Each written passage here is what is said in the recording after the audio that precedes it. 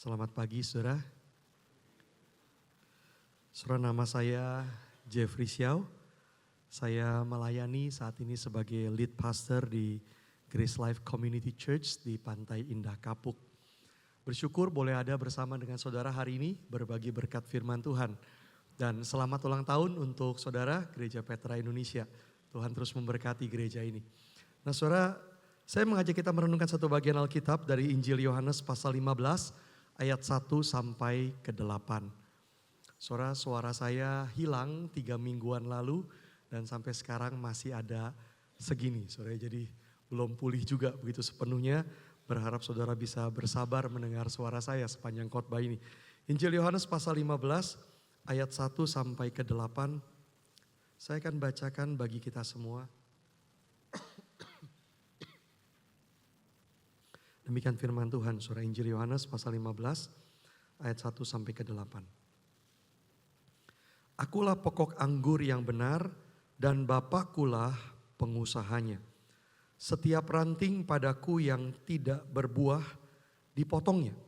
Dan setiap ranting yang berbuah dibersihkannya supaya ia lebih banyak berbuah.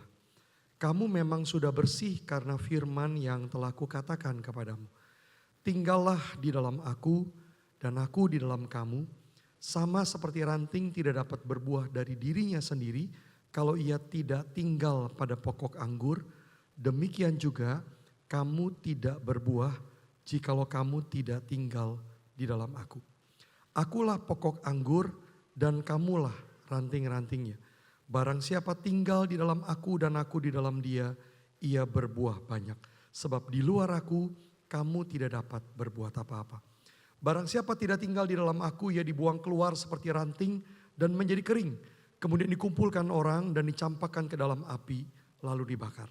Jikalau kamu tinggal di dalam aku dan firmanku tinggal di dalam kamu, mintalah apa saja yang kamu kehendaki dan kamu akan menerimanya.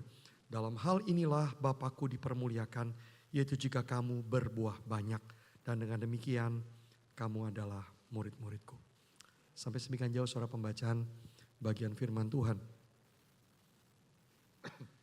Nah saudara, Injil Yohanes adalah satu-satunya Injil yang mencatat apa yang diajarkan Tuhan Yesus di saat-saat terakhir sebelum dia ditangkap di Taman Getsemani dan kemudian disalibkan. Sebuah bagian yang cukup panjang, bagian yang boleh kita sebut sebagai ucapan perpisahan dari Yesus kepada murid-muridnya. Nah saudara, bagian yang akan kita renungkan hari ini adalah salah satu bagian dari ucapan perpisahan itu. Maka saudara bisa membayangkan suasana pada waktu itu adalah suasana yang penuh duka. Dan di dalam suasana yang penuh duka itu Tuhan Yesus menyampaikan hal-hal yang sangat penting kepada murid-muridnya. Saudara, dia memberikan perintah kepada mereka untuk saling mengasihi. Dia menjanjikan Roh Kudus kepada mereka. Dia juga mengingatkan mereka ada penderitaan yang akan dialami oleh mereka yang mengikuti dia. Dia juga mengingatkan mereka ada janji kemenangan di surga yang akan datang. Saudara, itu adalah hal-hal yang sangat penting dia sampaikan kepada mereka di dalam bagian ucapan perpisahan ini. Nah saudara, demikian pula dalam bagian yang kita baca ini, Tuhan Yesus mengingatkan para murid ada satu hal yang sangat penting. Yaitu mereka bukan saja harus bertekun, tetapi mereka harus berbuah banyak. Mereka harus berbuah banyak. Dan Yesus memesankan ini di dalam salah satu bagian dari ucapan perpisahannya. Saudara, perumpamaan dengan menggunakan anggur, kebun anggur sebagai gambaran. Sebetulnya sudah beberapa kali muncul di dalam perjanjian lama. Tetapi kalau saudara memperhatikan di dalam setiap perumpamaan itu, yang menjadi kebun anggur selalu adalah Israel. Dan penekanannya selalu adalah Israel gagal menghasilkan buah anggur yang baik. Betapapun Tuhan sudah menunggu, betapapun Tuhan mengusahakan, tetap tidak ada hasilnya. Tetapi saudara, di Injil Yohanes, pohon anggur itu bukan Israel, tetapi Yesus sendiri. Saudara, Yesus berkata, I am the true vine. Akulah pokok anggur yang benar, atau akulah pokok anggur yang sesungguhnya. Seakan-akan saudara, Yesus menegaskan bahwa selama ini Israel sudah gagal menjadi kebun anggurnya Allah. Karena Allah menantikan buah yang baik dari mereka. Tetapi bagaimanapun diusahakan, berapa lama pun ditunggu, tidak pernah ada buahnya. Maka Yesus menggantikan Israel sebagai kebun anggur Allah. Dialah pokok anggur yang sesungguhnya. Dan saudara, di dalam perumpamaan ini ada gambaran yang sangat unik. Karena pada pohon anggur, saudara, buah anggur itu keluar bukan langsung dari pokoknya, tetapi dari ranting pohon anggur. Maka gambarannya saudara kurang lebih begini. Yesus sebagai pokok anggur, sumber segalanya. Sementara kita yang percaya dan tinggal di dalam Yesus, kita sebagai rantingnya. Dan buahnya harusnya keluar dari kita. Yesus pokok anggur, sumber segalanya. Kita orang percaya, menempel kepada Dia, tinggal di dalam Yesus, lalu buahnya keluar dari kita. Dan lalu saudara perhatikan ada dua hal yang dilakukan oleh Allah. Yang pertama adalah dikatakan Allah memotong ranting yang tidak berbuah. Yang kedua, Dia membersihkan ranting yang berbuah. Nah saudara, Allah seperti seorang tukang kebun ilahi. Dia bekerja dengan giat, dengan satu tujuan, banyak buah yang dihasilkan. Dia memotong ranting yang tidak berbuah, dia membersihkan lagi ranting yang berbuah. Nah saudara, saya perlu jelaskan dulu siapa yang dimaksud ranting tidak berbuah yang dipotong itu. Apakah itu berarti ada orang Kristen yang kemudian kehilangan keselamatan? Dia dipotong, dia dicampakkan, kemudian dibakar. Tidak saudara. Sebaliknya saudara, Injil Yohanes sangat kuat menegaskan bahwa orang Kristen yang sungguh-sungguh percaya tidak akan kehilangan keselamatan. Tuhan Yesus berkata, Yohanes 6 ayat 39, inilah kehendak Dia yang telah mengutus aku, yaitu supaya semua yang telah diberikannya kepadaku jangan ada yang hilang, tetapi supaya kubangkitkan pada akhir zaman. Tidak ada yang hilang. Di dalam Yohanes 10 ayat 28 Yesus berkata, aku memberikan hidup yang kekal kepada mereka dan mereka pasti tidak akan binasa sampai selama-lamanya. Tidak ada satupun akan merebut mereka dari tanganku. Saudara, maka tidak mungkin orang Kristen dipotong dari Yesus, dibuang, dicampakkan ke dalam api, kehilangan keselamatan. Kalau begitu saudara, pertanyaannya adalah siapa yang dimaksud Yesus? Siapa yang dibayangkan oleh Yesus ketika memberikan perumpamaan ini? Ada ranting yang tidak berbuah dan dipotong. Saudara, mereka bukan orang Kristen. Tapi mereka mungkin adalah orang-orang yang pernah seperti orang Kristen. Kalau pakai bahasa sekarang, mereka adalah orang yang pernah berada di gereja. Mereka mungkin pernah dibaptis. Mereka mungkin pernah ikut perjamuan kudus. Mereka seperti berada di dalam Tuhan Yesus. Tapi sebetulnya bukan. Dan saudara, ini menjadi peringatan yang sangat keras bagi kita. Karena saya kira ada sangat banyak orang seperti ini hari ini di dalam gereja. Saudara, bukankah ada banyak orang di gereja yang omongannya, kalimatnya terlihat sangat rohani. Sedikit-sedikit yang ngomong puji Tuhan untuk kemuliaan Tuhan. Banyak posting ayat Alkitab. Dan semua orang yang melihat dia, termasuk dirinya sendiri, merasa dia adalah orang Kristen yang sangat baik. Ada banyak orang yang di gereja kelihatannya, kegiatannya terlihat sangat rohani. Dia aktif pelayanan, dia memberikan persembahan, kehidupannya terlihat baik, tidak merokok, tidak memabukkan. Maka semua orang yang melihat dia, termasuk dirinya sendiri, merasa dia orang Kristen yang baik. Padahal orang-orang seperti ini belum tentu sungguh-sungguh percaya kepada Tuhan Yesus. Mereka bisa terlihat sangat rohani, tetapi kalau mereka tidak sungguh percaya kepada Tuhan Yesus sebagai Tuhan dan Juru Selamat. Tidak pernah memohon ampun atas dosa mereka dan menerima anugerah keselamatan. Maka mereka adalah ranting yang mati yang tidak akan pernah menghasilkan buah. Saudara, seperti dikatakan oleh D.A. Carson, seorang teolog perjanjian baru. Tidak ada orang Kristen sejati yang sama sekali tanpa buah. Tidak ada. Mereka lah ranting yang dibuang dan dicampakkan. Sementara itu saudara, ranting yang betul-betul menempel pada Tuhan Yesus adalah orang Kristen yang sejati. Dan orang-orang seperti ini pasti akan menghasilkan buah. Ayat 3 mengatakan, kamu memang sudah bersih karena firman yang telah kukatakan kepadamu. Orang-orang yang sungguh-sungguh percaya ini sudah dibersihkan oleh firman. Mereka memulai hidup Kristen mereka seperti ranting yang bersih yang siap untuk menghasilkan buah. Ada kehidupan Tuhan Yesus yang mengalir dalam diri mereka. Atau bisa kita katakan ada kuasa Roh Kudus yang memenuhi mereka. Tetapi perhatikan saudara apa yang dikatakan Tuhan Yesus tentang orang-orang seperti ini. Orang-orang yang sudah bersih. Orang-orang yang menghasilkan buah ini. Ternyata mereka dibersihkan lagi oleh Bapa supaya lebih banyak berbuah. Saudara, bukankah sebagai orang Kristen ada banyak hal dalam hidup kita yang menghambat kita untuk berbuah lebih banyak. Ada dosa yang masih sering kita lakukan dan kita nikmati diam-diam. Ada kebiasaan-kebiasaan buruk yang perlahan-lahan menghancurkan kita tapi sulit untuk kita lepaskan. Ada karakter yang sama sekali tidak sesuai dengan kekudusan Tuhan dan akarnya dari hidup lama tapi masih terus-menerus ada dalam hidup kita. Hal-hal seperti itu kita pegang erat-erat, maka kita bisa berbuah tapi terhambat.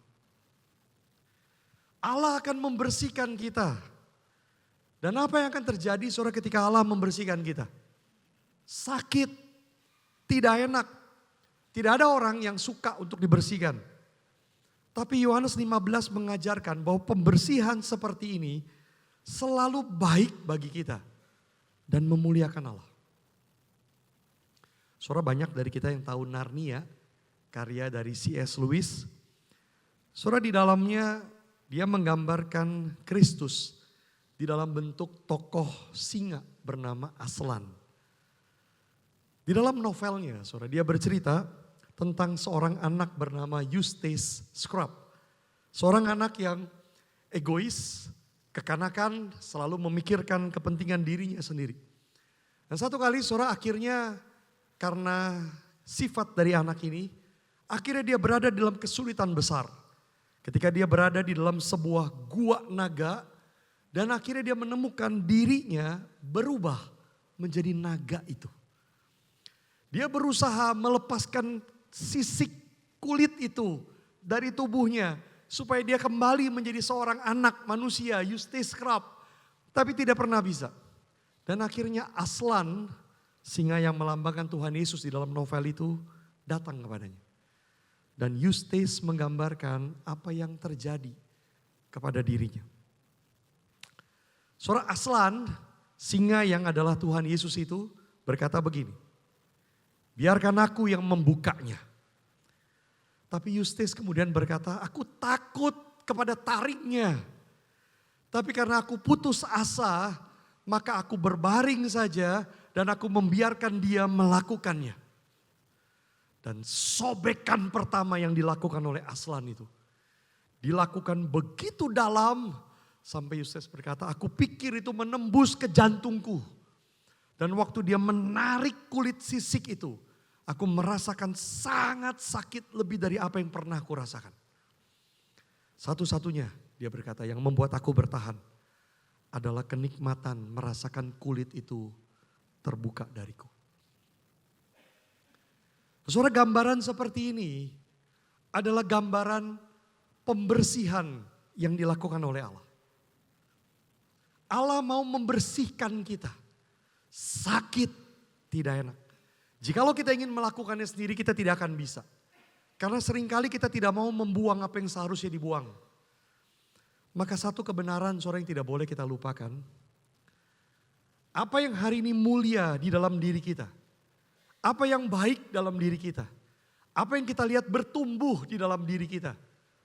Asalnya adalah dari sobekan, pembersihan oleh Allah di masa lalu.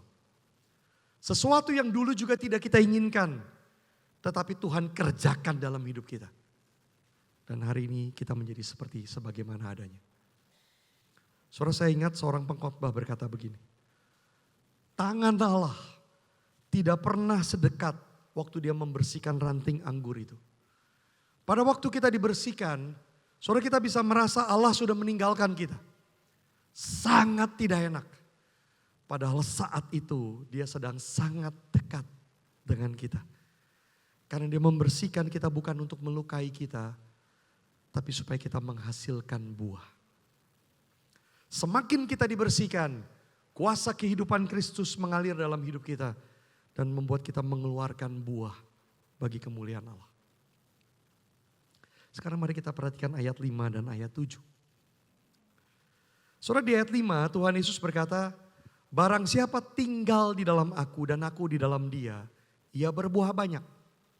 Saudara perhatikan begini, tinggal di dalam aku dan aku di dalam dia. Tapi ayat 7 mengubahnya sedikit.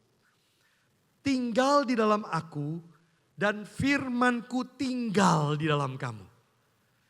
Yesus tinggal di dalam kita sama dengan firman-Nya tinggal di dalam kita. Saudara, artinya relasi yang intim dengan Yesus sama dengan firman-Nya memenuhi hati kita, menguasai pikiran kita, mengatur hidup kita. Jikalau seperti itu, kita tinggal dalam Yesus, ada relasi yang intim dengan Yesus, firman-Nya memenuhi hati kita, menguasai pikiran kita, mengatur hidup kita. Jikalau seperti itu, disinilah muncul kalimat yang sangat terkenal. Mintalah apa saja yang kamu kehendaki dan kamu akan menerimanya. Saudara, maka ayat ini tidak boleh dimengerti di luar konteksnya. Sebagian orang berpikir, saya minta mobil, saya minta rumah, saya minta kaya, apa saja yang dikehendaki, saya boleh minta apa saja dan saya akan menerimanya. Tidak bisa. Tuhan Yesus berkata, aku tinggal di dalam kamu, firmanku tinggal di dalam kamu, betul-betul seluruh hidupmu, pikiranmu, hatimu, kemauanmu dikuasai oleh firman. Kalau itu yang terjadi, mintalah apa saja yang kamu kehendaki. Kenapa? Karena kehendakmu akan sama dengan kehendakku. Apa yang kamu minta adalah apa yang aku mau. Maka kamu pasti akan menerimanya. Di dalam konteks Yohanes 15, apa kehendak Tuhan? Apa yang Tuhan mau? Menghasilkan buah. Kalau kamu di dalam aku di dalam kamu, firmanku di dalam kamu, mintalah buah, bahkan buah yang banyak. Mintalah hidupmu berubah, mintalah engkau dipakai oleh Tuhan untuk merubah orang lain. Mintalah buah yang banyak dan kamu akan menerimanya. Saudara, pertanyaannya memang buah apa yang dimaksud oleh Tuhan Yesus? Saudara, sebagian orang mengatakan bahwa buah itu berupa hidup kita yang diubahkan. Ada buah roh yang muncul, ada kasih yang kepada orang lain yang timbul, ada sukacita yang mengalir, ada damai sejahtera yang menguasai hati kita. Dari orang sombong menjadi orang rendah hati, dari orang penuh nafsu menjadi orang bisa menguasai diri. Dari orang tidak memikirkan orang lain menjadi orang yang mementingkan orang lain dan seterusnya. Tetapi sebagian orang lagi mengatakan buah itu berupa orang-orang yang diubahkan melalui kita. Ada orang yang bertobat melalui pelayanan kita. Ada orang yang percaya karena mendengar firman Tuhan yang kita sampaikan. Ada orang yang hidupnya dikuatkan, dimampukan menjadi berkat karena pelayanan kita. Ada orang yang diubahkan hidupnya. Buah yang mana? Saya kira keduanya betul. Buah itu adalah segala sesuatu yang terjadi pada diri kita yang hidup kita berubah maupun yang kita lakukan dan membawa orang lain hidupnya berubah. Ketika kita semakin membuang dosa, baik kemarahan, kesombongan, pikiran kotor, itu adalah buah. Ketika kita semakin rendah hati, penuh kasih, sukacita, damai sejahtera, itu adalah buah. Demikian pula ketika kita semakin rindu bersaksi tentang Tuhan, kita membawa jiwa kepada Tuhan, kita menolong orang lain mengenal Tuhan, itu pun adalah buah. Tapi perhatikan kata kuncinya. Tuhan Yesus menginginkan supaya buah itu banyak. Itulah yang dikehendaki oleh Tuhan Yesus. Dan dipesankan kepada murid-murid di dalam ucapan perpisahan Tuhan Yesus. Kamu harus berbuah banyak. Maka hari ini ada dua hal yang saja kita renungkan. Yang pertama, apakah saudara berbuah banyak? Kalau saudara belum sungguh-sungguh percaya, sekalipun saudara sudah lama ke gereja, sekalipun saudara sudah dibaptis ikut perjamuan kudus, sekalipun saudara aktif terlibat berbagai hal di dalam gereja, saudara tidak akan pernah berbuah. Tidak akan. Bertobatlah, percayalah, maka saudara akan menerima kehidupan dari Tuhan Yesus. Tetapi kalau saudara sungguh-sungguh sudah percaya, saudara coba lihat dirimu. Betulkah engkau berbuah banyak? Saudara, engkau adalah ranting yang menempel pada Tuhan Yesus. Maka tidak mungkin tidak ada buah. Tetapi apakah buahmu banyak? Dan itu sangat penting. Dan untuk itulah Allah sebagai tukang kebun ilahi, dia akan membersihkan kita terus menerus. Dan salah satu cara Allah melakukannya, melakukan pembersihan itu adalah melalui firman dan doa. Saudara, firman itu membuat kita tahu dosa, membuat kita menginginkan kesucian, menumbuhkan kita. Firman itu membuang kejahatan dari hati kita, memampukan kita hidup berbuah. Tetapi di dalam hidup kita seringkali tidak mau dibersihkan, bukan? Saudara, firman Tuhan tidak betul-betul kita baca, tidak kita renungkan. Firman Tuhan tidak kita biarkan mengoperasi hati kita. Sebaliknya kita membiarkan berbagai semak duri, benalu, terus menerus tumbuh dalam hati kita dan menghalangi kita berbuah. Mungkin itu dosa kita, mungkin itu kekhawatiran hidup kita, mungkin itu kebergantungan kita kepada harta. Berbagai hal itu terus kita biarkan tumbuh dalam hati kita dan menghalangi kita berbuah. Dan apakah kita berdoa? Saudara, kita tidak mungkin berbuah banyak tanpa keintiman dengan Tuhan. Tapi apakah betul kita berdoa? Saudara, banyak orang Kristen berpikir dia berdoa. Tapi coba saudara hitung, pagi-pagi ketika saudara bangun mungkin saudara mengucapkan doa singkat. Sebelum makan saudara mungkin berdoa singkat. Pada waktu makan bagaimana saudara berdoa? Tuhan, terima kasih untuk makanan ini, kami bersyukur untuk apa yang Tuhan berikan. Dalam nama Tuhan Yesus kami berdoa, amin. Berapa detik saudara berdoa? 6 detik, 5 detik? 3 kali saudara makan, 3 kali berdoa, tambah sedikit doa pagi, doa malam. Tidak sampai 2 menit banyak orang Kristen berdoa dalam satu hari. Apakah betul kita berdoa kepada Tuhan? Apakah betul hati kita merindukan bersekutu dengan Tuhan? Apakah kita semakin dipenuhi kasih-Nya dan kita berespon dengan semakin mengasihi Tuhan? Kalau jawabannya tidak heran kita tidak berbuah banyak. Kita tidak mau dibersihkan oleh Tuhan, maka bagaimana kita akan berbuah banyak? Dan kapan terakhir kali saudara memberitakan Injil? Kapan terakhir kali saudara memperkatakan firman kepada orang lain? Kapan terakhir kali saudara menolong orang berubah hidupnya? Orang yang sedang kesulitan, orang yang dalam pergumulan, orang yang hancur pernikahannya, orang yang jatuh ke dalam dosa. Kapan terakhir kali saudara bergumul bersama dengan mereka dan membawa mereka kepada Tuhan? Kalau saudara berkata saudara tidak lakukan itu, bagaimana kita berbuah banyak? Banyak orang Kristen berbuah asal-asalan, sekedar ada. Yang kedua saudara, apakah gereja berbuah banyak? Saudara, gereja adalah kumpulan orang Kristen yang harusnya berbuah banyak. Dan apa yang harusnya dilakukan oleh gereja? Gereja harusnya mengusahakan setiap jemaat berbuah banyak.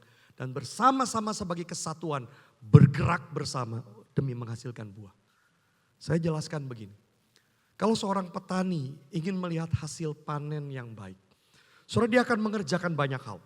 Dia menyiapkan tanah, dia menabur benih, dia menyirami, dia memberikan pupuk, dia mencoba mengusir hama dan segala macam pekerjaan lainnya. Semua itu dia lakukan demi untuk menghasilkan panen yang baik. Bayangkan kalau petani itu kemudian mulai tertarik mengerjakan yang lain. Dia tertarik membangun tempat berteduh yang bagus di tengah sawah untuk dia bisa istirahat. Dia tertarik membangun saluran air yang lebih canggih. Dia terpikir untuk membuat pagar mengelilingi sawahnya, pagar yang bagus. Dan semuanya seperti tidak salah. Dan kalau kita pikirkan sepertinya semuanya ada gunanya, tidak salah. Tetapi ketika dia suka sekali mengerjakan semua itu, dia habiskan sangat banyak waktunya, resource-nya, semua untuk kerjakan itu. Hal-hal yang di pinggiran itu, sementara semakin sedikit waktu tenaga yang dia pakai untuk menghasilkan panen yang baik. Apa yang terjadi? Dia akan punya tempat berteduh yang bagus, saluran air yang canggih, pagar yang kuat, tapi panen yang buruk. Tujuan dia tidak tercapai. Nah, saya kira banyak gereja yang seperti ini. Seharusnya yang dikerjakan adalah supaya panennya baik. Supaya setiap jemaat hidupnya diubahkan.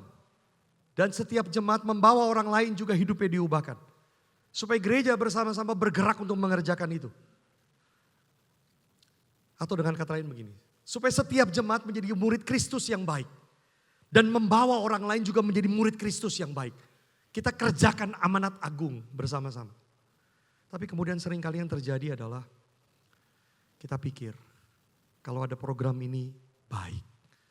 Kalau ada program itu baik. Jemaat akan senang kalau kita lakukan ini. Jemaat akan suka kalau kita lakukan itu. Dan kita bersama-sama mencurahkan waktu, tenaga, sumber daya untuk kerjakan semua itu. Dan betul semuanya bisa terlihat baik.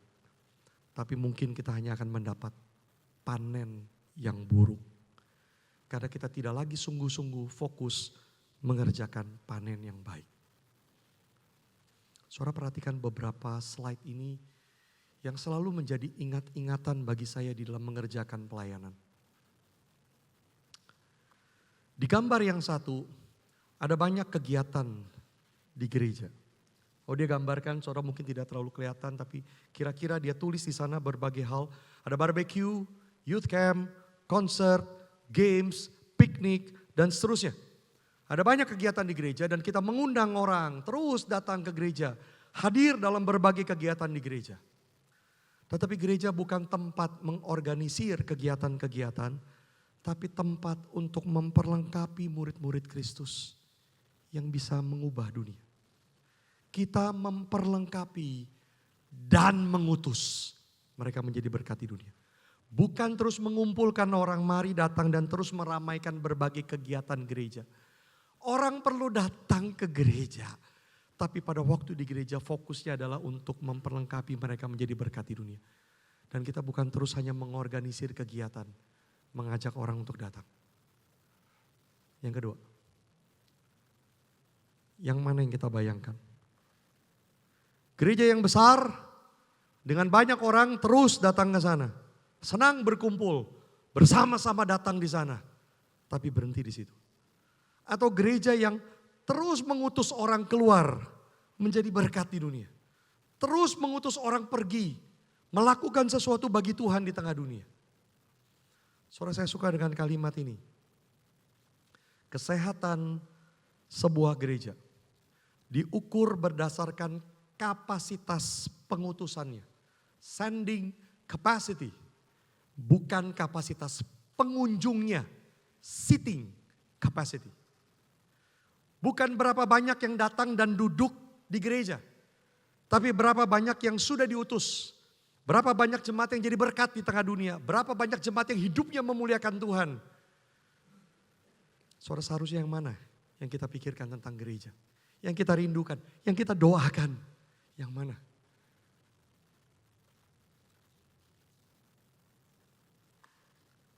Gereja seharusnya tidak hanya mengerti bagaimana melatih orang melakukan pekerjaan gerejawi.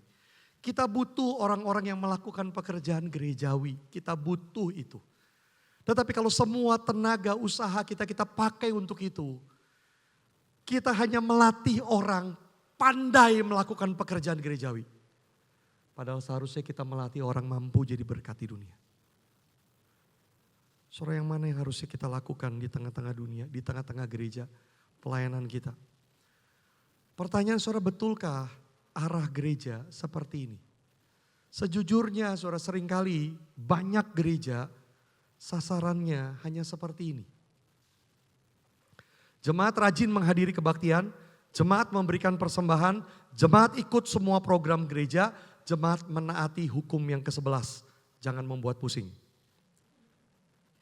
Oke bercanda, tapi saudara apa yang kita bayangkan tentang gereja ternyata seringkali memang cuman begini. Kita senang banyak orang datang, kita senang setiap acara yang kita buat rame, kita senang kalau setiap pelayanan di gereja banyak jemaat bisa terlibat, kita senang kalau jemaat tidak bikin pusing.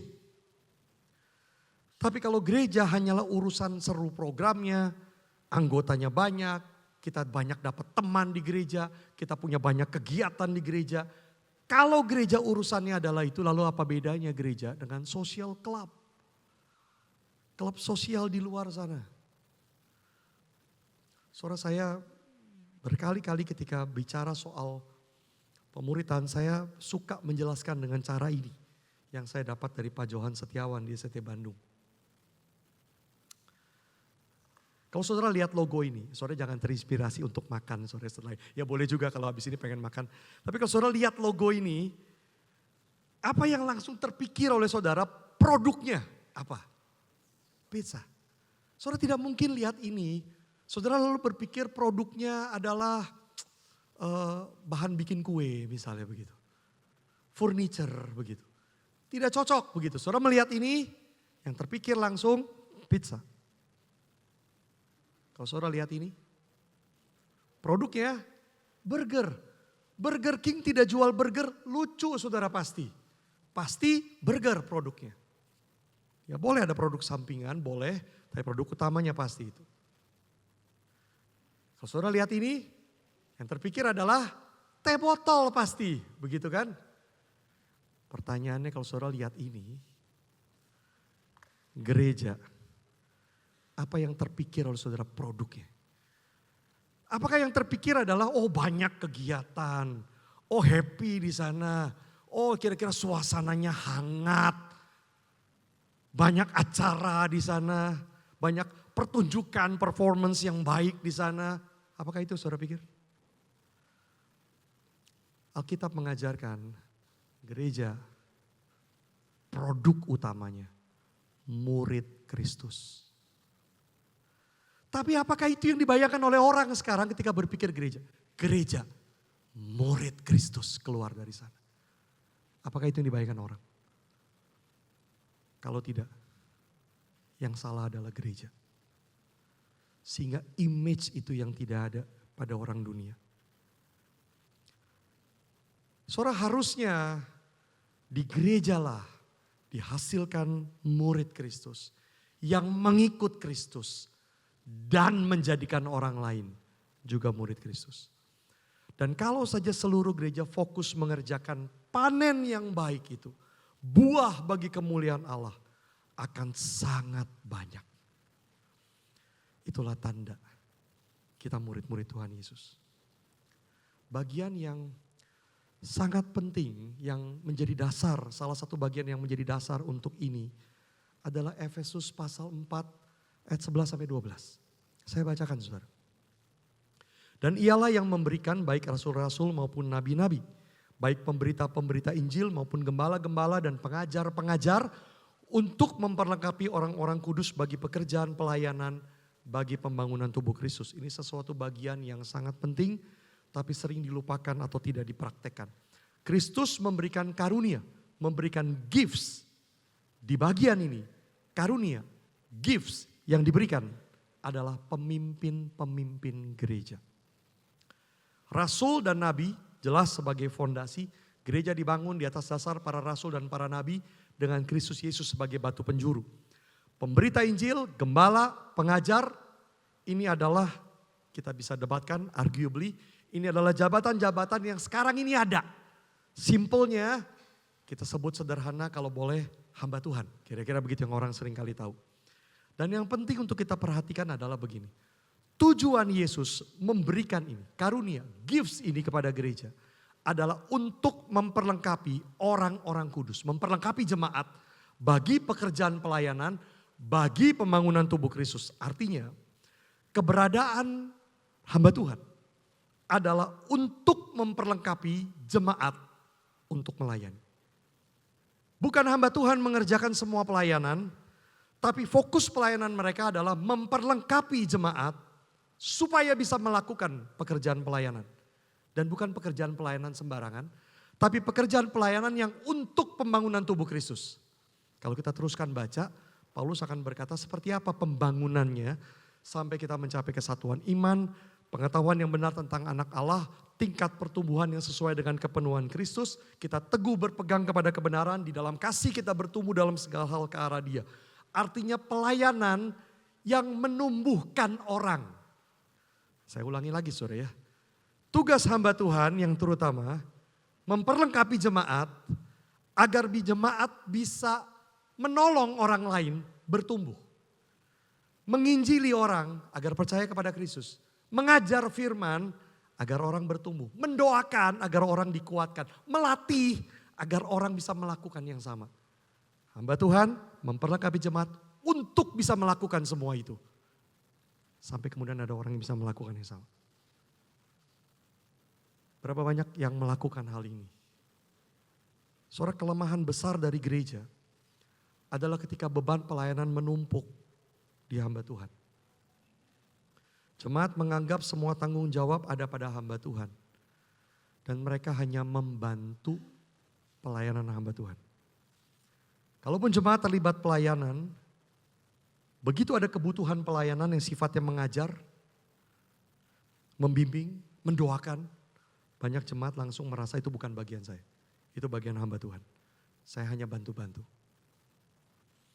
Maka banyak hamba Tuhan lupa tugasnya. Bukan mengerjakan pelayanan semua. Tapi justru memperlengkapi jemaat. Untuk bisa melayani bagi pembangunan tubuh Kristus. Dan banyak jemaat lupa. Hamba Tuhan adalah karunia dari Kristus. Gift dari Kristus. Bukan untuk melayani mereka. Tapi untuk memperlengkapi mereka. Supaya setiap jemaat bisa berbuah banyak. Saya kembali ke pertanyaan semula. Apakah saudara berbuah banyak?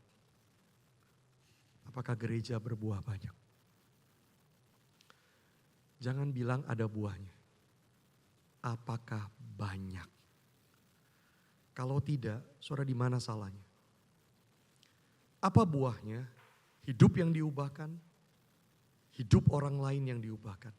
Bukan hanya hidup saudara yang berubah, tapi saudara juga menolong orang lain berubah.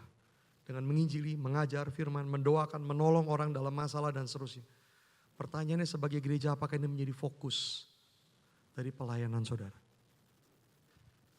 Tujuannya saudara adalah agar Bapa dipermuliakan. Dalam hal inilah kata Yesus, Bapakku dipermuliakan. Yaitu jika kamu berbuah banyak. Dan dengan demikian, kamu adalah murid-muridku.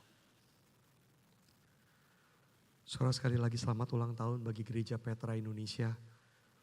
Kiranya Tuhan memimpin dan memberkati gereja ini berbuah banyak. Bagi kemuliaan Bapa di surga. Mari ambil waktu saudara, tundukkan kepala. Dan saudara berespon kepada firman Tuhan. Dua pertanyaan ini saudara biarlah saudara responi di dalam doa. Apakah saudara berbuah banyak? Hidupmu berbuah. Ada banyak perubahan. Engkau dibentuk semakin serupa Kristus. Dan engkau juga dipakai Tuhan. Membawa orang datang kepada Kristus. Membawa orang diubahkan. Apakah hidupmu berbuah banyak? Dan apakah gereja juga berbuah banyak? Yesus berkata, mintalah apa saja. Apa yang saudara minta kepada Tuhan? Apakah saudara meminta buah yang banyak? Apakah saudara merindukan itu? Apakah saudara rela untuk melakukan apa saja? Supaya ada buah yang banyak bagi kemuliaan Bapa di surga. Berdoalah. Berdoalah. Biar Tuhan yang mendengar doa saudara. Dan nanti saya akan tutup dalam doa. Silakan masing-masing berdoa.